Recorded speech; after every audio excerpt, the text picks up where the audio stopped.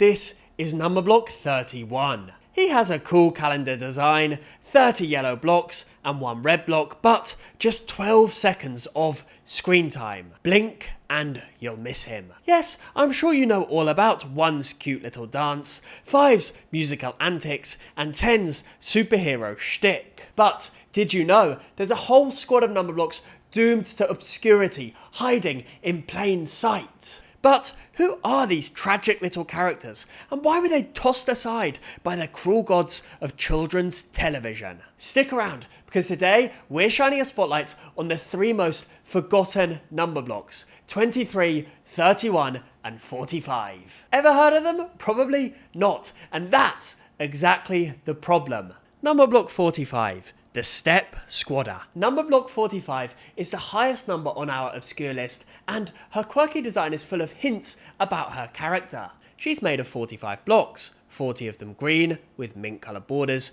and the remaining 5 cyan. Notably, 45 wears a grey striped mask over her face in a stair-step shape. This funny mask looks like a staircase and marks her as the 9th member of the Step Squad. In other words, 45 can arrange her blocks in a perfect triangular staircase, 9 blocks tall. She's proud of it, hence the Step Mask superhero persona. She also wears lime green and cyan boots and an array display on her body because 45 is also a super rectangle. Being a super rectangle means that she can form more than 1 rectangle shape with her blocks. 45 has factor pairs like 9 times 5, 15 times 3, etc. With so many mathematical identities, step squad, rectangle, multiple of 5 and 9, you'd think that 45 would get a lot of attention, but she's actually introduced somewhat late and then used sparingly. Personality-wise, 45 is not deeply characterised in dialogue. However, through context, we glean that she's musically inclined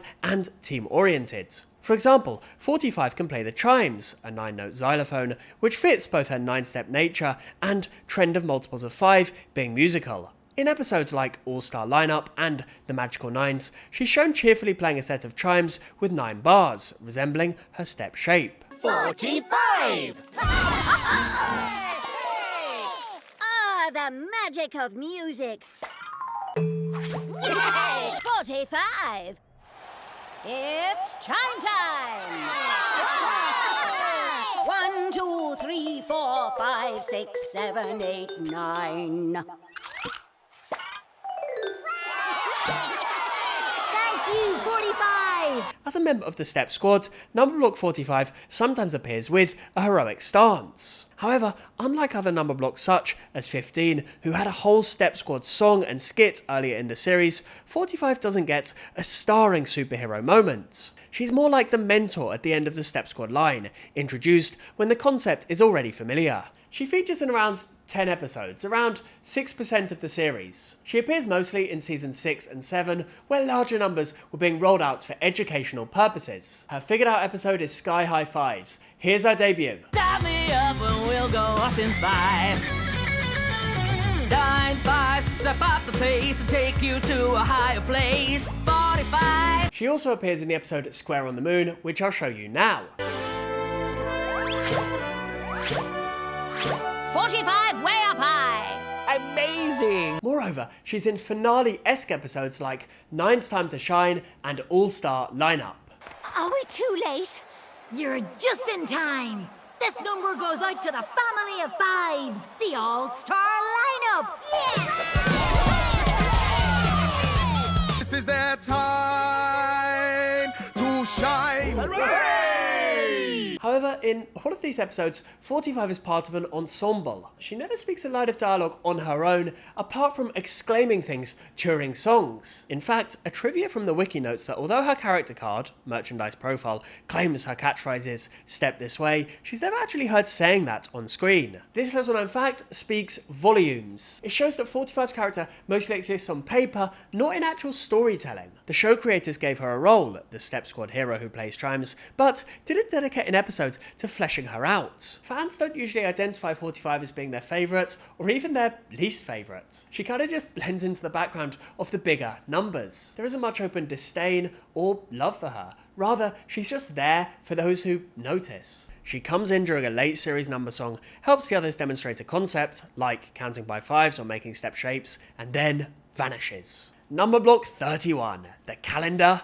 buff. 31 could have been a star. After all, he's literally designed after a calendar, which is a fun concept, but instead, he's one of the most blink and you miss them number blocks. Let's start with his appearance. 31 is made of 30 bright yellow blocks and 1 red block, reflecting the typical calendar layout of a 31-day month, often a grid of 5 weeks, with the last day marked in a different colour. On top of his blocky body, 31 wears a flat red panel with little silver binder rings, exactly like the top of a hanging calendar. This clever design instantly tells you his theme. And sure enough, 31 loves calendars, and you know what? It's basically his only character trait. This month has 31 days! I figured myself out!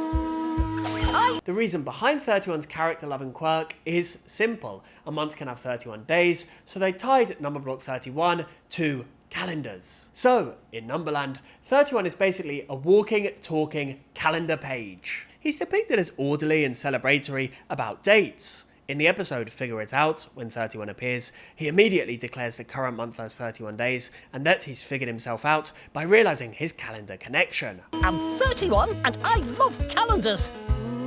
Beyond that, we don't learn much about him. He's a fairly one-dimensional character, appropriately, a flat calendar hanging on the wall, personality-wise. If 31 seems like a neat idea that didn't go anywhere, that's because he barely had any screen time at all. Out of all of the figured out number blocks, Numberblock 31 has the least screen time. In fact, the official wiki notes he has the least physical appearances out of all the number blocks, with only 1 episode to his name. He technically also showed up prior as a compound number in the big one, just briefly as the sum 30 plus 1. On with the show! 31! Moreover, he appeared as a picture on a calendar in the episode What If? However, these hardly count as appearances. In terms of speaking or doing, well, anything, 31 basically just gets that one scene. After that, he's pretty much just absent from the narrative, barely joining in with any adventures or songs. It's a bit ironic. 31 was introduced as this big deal, the highest number to figure out on screen at that point, and then promptly shelved. Perhaps because, after showcasing the calendar idea, the educational goals of the show moved on to other numbers. Another interesting tidbit, 29 and 31 are twin primes, but unlike some other smaller primes, like 2 and 3 or 5 and 7, which interact in episodes, 29 and 31 never really interact on screen despite being twins. They do join the Prime Club in Club Picnic, but 31 only shows up on a poster there. Essentially, 31 is a one-gimmick character. It's a shame because you can imagine some fun scenarios. Maybe 31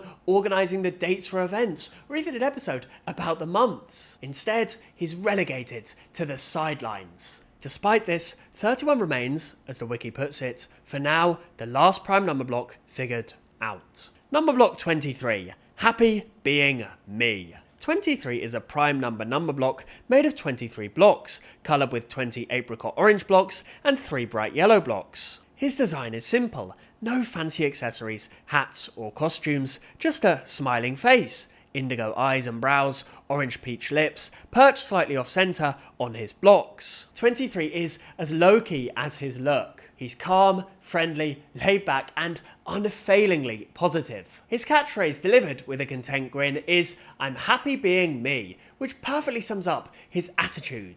Not every number block has a crazy superpower or theme, and 23 seems perfectly happy just being a plain prime. In fact, he doesn't even mind that as a prime, he can't make any cool rectangular shapes. In the episode How Rectangly, he cheerfully accepts that 23 can't form any filled rectangle other than a 23 times 1 line, and just enjoys the experience of trying. Hit that subscribe button for more Numberblocks theory. Thank you, back to my video. Do you make a rectangle when you're 2 blocks wide?